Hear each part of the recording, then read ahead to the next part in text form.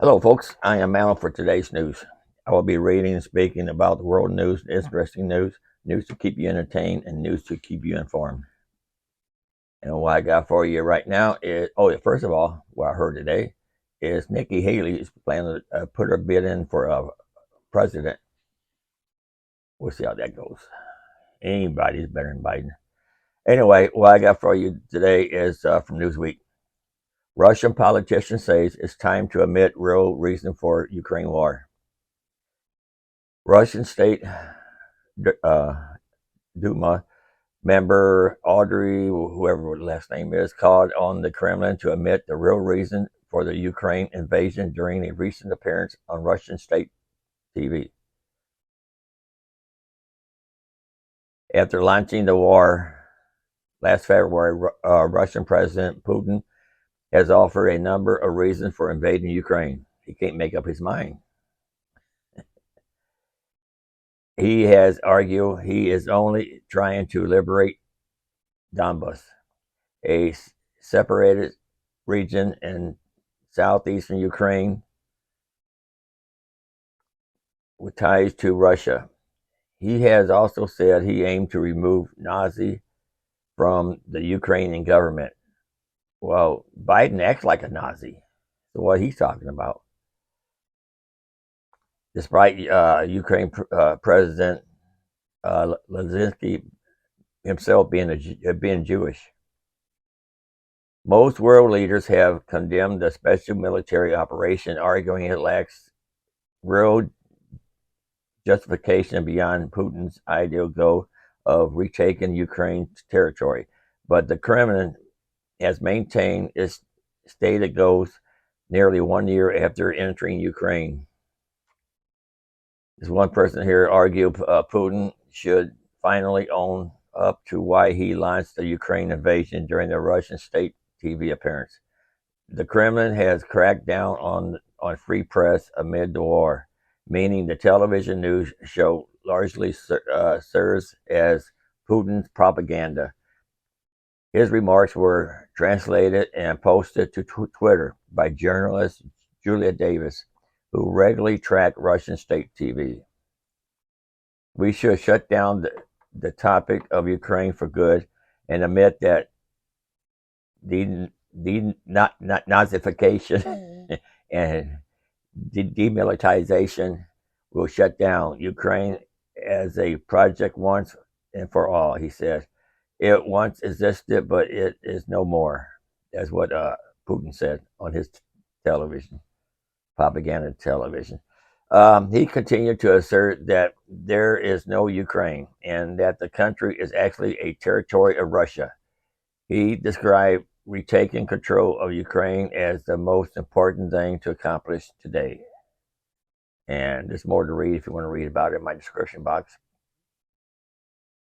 Here's one from Newsweek. Russia faces critical decision that could decide Putin's future. Russia is facing a critical decision that could determine the fate of President Putin as the Ukraine war approaches its 1 year mark.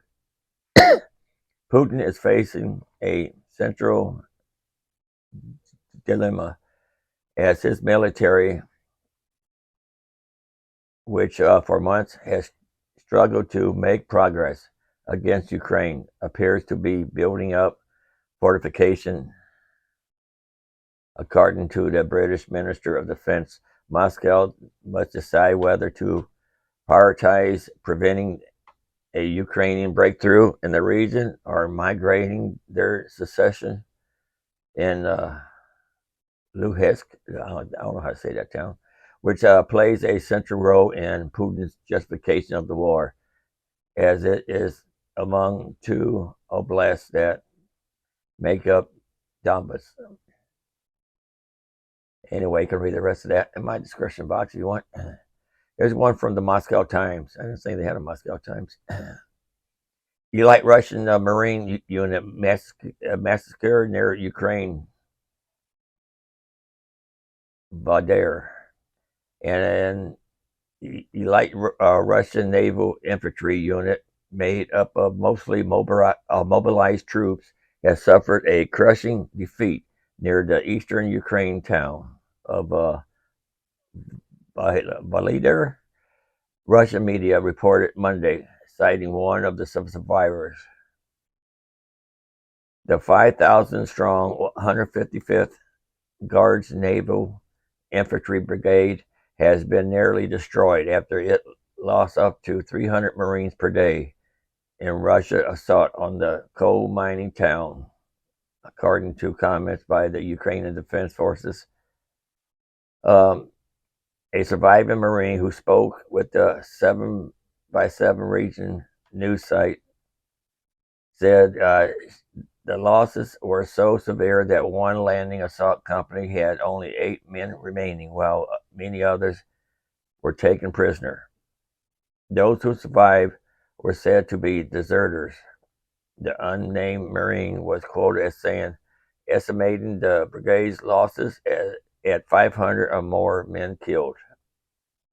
Citing his commander, the Marine told 7x7 that the brigade, nearly 90% of whom were recently mobilized soldiers, did not expect to return to Russia alive or unscattered.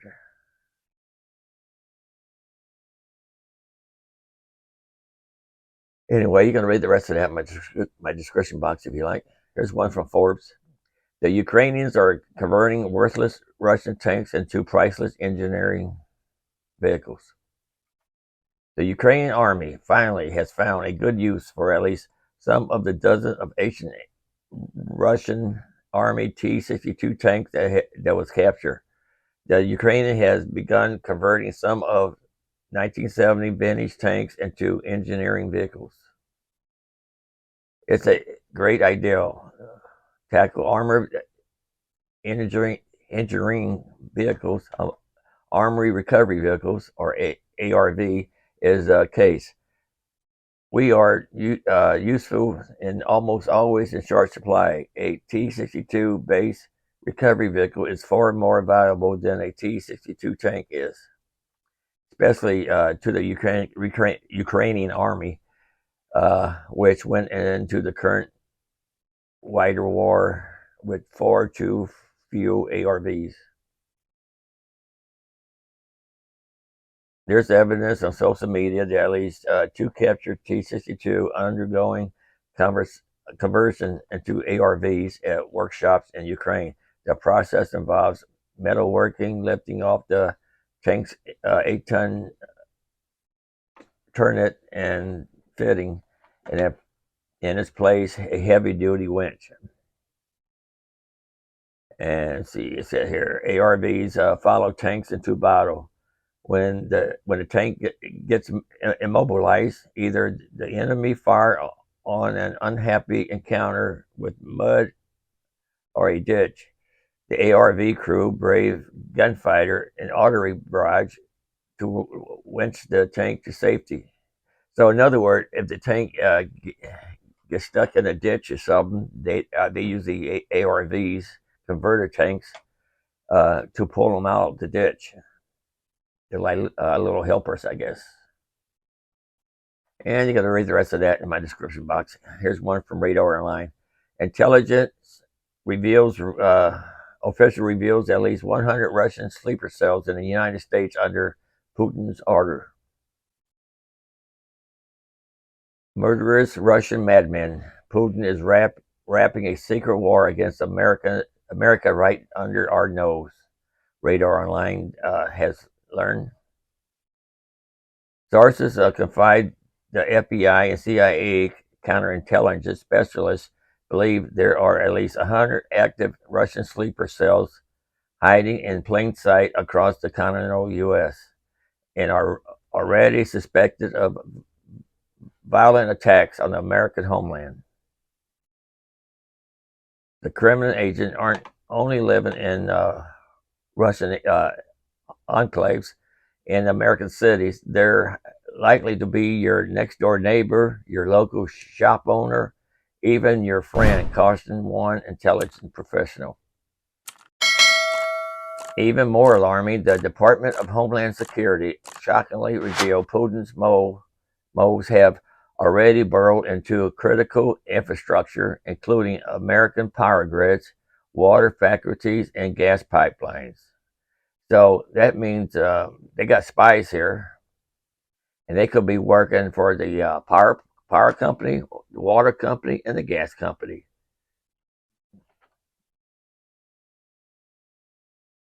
It's like the story of the Trojan horse. You remember that story? The latest of a series of ominous provocations since Russia invaded Ukraine 1 year ago. Putin warned in a February 2nd speech, those who plan to defeat Russia on the battlefield don't understand a modern war with Russia will be very difficult. We have ways of responding, and it won't just be limited to armored vehicles. Putin's threat, which experts interpret as a not so a subtle reference to Russia's enormous stockpile of nuclear weapons, was issued in reply to the United States, Poland, and Germany supplying Ukraine with dozens of state-of-the-art tanks and armored vehicles. So, so we got spies, among us, which doesn't really surprise me. I expected that anyway. I don't know if the government did, but I expected it. They could be working at your local store, your neighbors. Anyway, you can read the rest of that in my description box. Here's one from the Independent. Chinese satellite fires green laser beams over Hawaii as tensions escalate over spy balloon. Astronomers have revealed that a Chinese satellite fired green laser beams over the state of Hawaii at the time of tensions are boiling over between Beijing and Washington after several foreign objects, including a Chinese spy balloon, were shot down over the U.S. in recent days. You can read the rest of that in my description box. Try and fly through these now. Here's one here from Fox News. Face masks make little or no difference in spread of COVID. Scientific review finds. I read something like this to you before. The stance of the Centers for Disease and Control Prevention, CDC, on face masks has taken many twists and turns throughout the COVID pandemic. After initially claiming face covering weren't necessary, the CDC changed course in April 2020, calling for all Americans, even children as young as 2 years old, to mask up. That September, the CDC director, Dr. Robert Redfield, said during the Senate hearing that face masks are the most important and powerful health tool we have, even suggesting that they might often more protection than vaccines. Those recommendations likely play a large part in the 39 U.S. states eventually enacting mask mandates. Now, a new scientific review led by 12 researchers from esteemed universities around the world suggests that widespread masking may have done little to nothing to curb the transmission of COVID-19. Keep note of that, people. Published by Cochrane Library, the review dug into the findings of 78 randomized controlled trials to determine whether physical intervention, including face masks and hand washing, lessened the spread of respiratory viruses. When comparing the use of medical surgical masks to wearing to no mask, the review found that wearing a mask may make little to no difference in how many people caught a flu-like illness like COVID-like illness. 9 studies, 279,917 people, and probably makes little or no difference in how many people have flu COVID confirmed. By a laboratory test, 6 studies, 13,919 people. So they use surgical masks with one group that have no mask, and it didn't make no difference. It's all about control. The government wants to control you. The politicians want to control you. You got to stand up for yourself. Don't let these idiots that's trying to run our country to control you. Let's see, time's running out here. Got a few more. I don't know what I want to read here. I don't. I don't want that one there. Okay, two more to go, and that's it. This is from Daily Dot. They were wrong and still charge you. Customers say that she ordered at 1 pound of salmon for pickup. Kroger charged her $50 for 6 pounds instead. It's hard to imagine that would cause an error when ordering something online, bearing any human made mistakes. The accidentally picking the wrong quality ordering issue should be kept to a minimum. That being said, the e-commerce return rate is still high at some 20 to 30%, but there are some enormous orders that simply can't be returned. One example, the TikToker Hannah was stuck with 5 extra pounds of fresh salmon and charged for it after placing a pickup order at her local grocery store.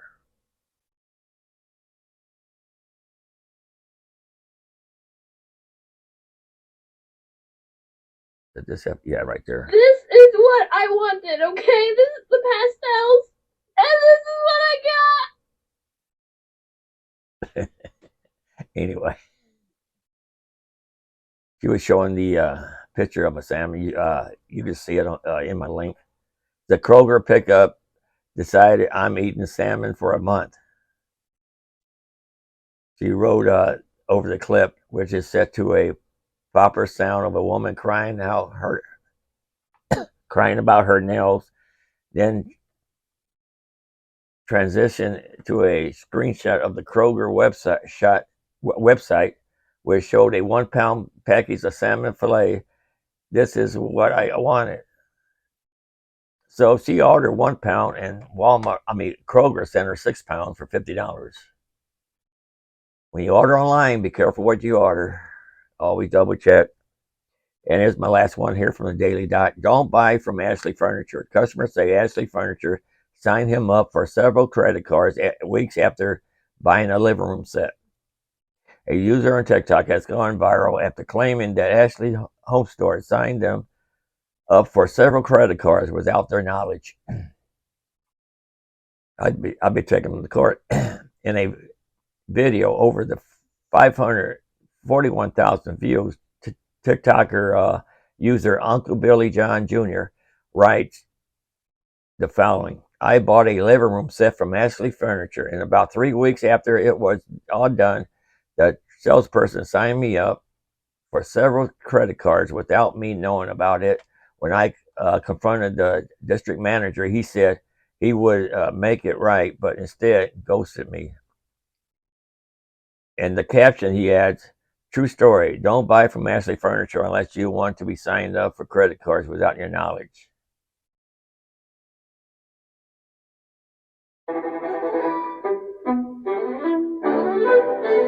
He's showing a picture of the furniture. Oh, that was short. Anyway, that's all I got for you. Don't forget to like, subscribe, and at least come back once in a while and keep watching. And this is Alan signing off for today's news. And thanks for watching. Later.